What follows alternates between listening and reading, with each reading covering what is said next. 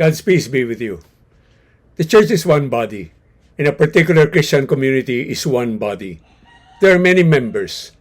As Paul says in 1 Corinthians 12 verse 12, as a body is one, though it has many parts, and all the parts of the body, though many, are one body. One includes the many, and the many constitute one. Here oftentimes is the challenge and the problem. The body of many members does not function as one. In fact, it often is prone to division and even actual breakup. How can the ideal happen that there may be no division in the body?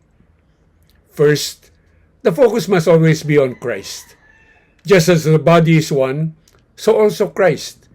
The Christian community is the body of Christ. We need to put on the mind of Christ. We need to be obedient to the one Master and Lord who is Christ. We must seek to please no one but Christ. If we did that, how can there be disunity? Unfortunately, many go by their own human thinking, and again, unfortunately, such human thinking is often influenced by the world, the flesh, and the devil. Thus, what is essential are commitment to prayer, to study and meditation on the scriptures, to formation, and so on. The striving for holiness is crucial. Second, we must accept the reality that we have been called to the body with many others. Paul says, now the body is not a single part but many. We are in the same boat and suffer the same fate. If one part suffers, all the parts suffer with it. If one part is honored, all the parts share its joy. If we realize this profound truth, then we would be quite concerned with everyone else, would desire others' well-being just as our own, would strive to help those falling short, would want no one left behind, would pray intently for the needs of others. Indeed, God designed the body such that the parts may have the same concern for one another. Third, we must accept that we are all different in temperament, in wisdom, in preferences, in priorities, in ways of doing things, in the depth of faith, and so on. We are, so to speak, Jews or Greeks, slaves or free persons. So we make allowances for our differences. We hone our ability to discuss disagreements through dialogue. We love each other in spite of perceived shortcomings. We can even celebrate the differences, accepting that such diversity makes for an interesting mix. Paul says, if the whole body were an eye, where would the hearing be? If the whole body were hearing, where would the sense of smell be? Fourth, we must recognize the importance of everyone else.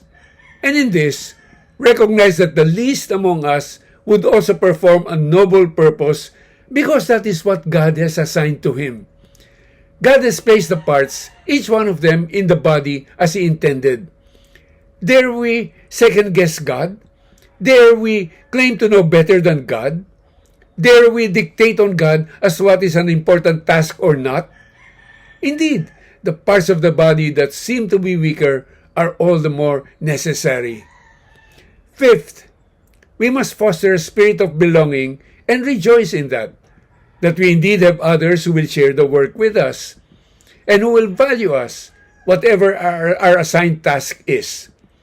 If a foot should say, because I'm not a hand, I do not belong to the body, it does not for this reason belong any less to the body. Or if an ear should say, because I am not an eye, I do not belong to the body, it does not for this reason belong any less to the body. We must not be apologetic or discouraged by our seemingly lowly place in the body. At the same time, those who have greater roles should not disdain those who do not. The eye cannot say to the hand, I do not need you, nor again the head to the feet, I do not need you. Even leaders are supposed to be servants. In fact, those parts of the body that we consider less honorable, we surround with greater honor, and our less presentable parts are treated with greater propriety. So here is our challenge. Like it or not, as it is, there are many parts, yet one body. Recognize this. Rejoice in this. Look to God's favor through the life and work of the body, and do your share to bring about the reality that in one spirit We were all baptized into one body, and we were all given to drink of one Spirit. God bless you.